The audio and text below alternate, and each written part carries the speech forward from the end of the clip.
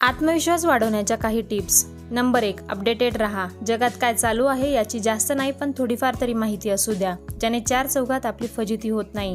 Number 2, छान कपडे घाला. तुम्ही हाऊसवाईफ असाल किंवा वर्क फ्रॉम करणारी व्यक्ती असाल, चांगले कपडे घालून स्वतःला रोज आरशात बघा. आपोआपच आपला कॉन्फिडन्स वाढतो.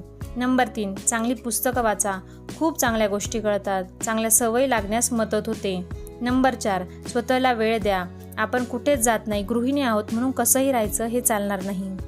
आपला चेहरा इतका घाण झालाय की 30शीतली बाई 40शीतली वाटते आणि केस गळून पार झाडू झालेत, म्हणून प्लीज स्वतःकडे लक्ष द्या.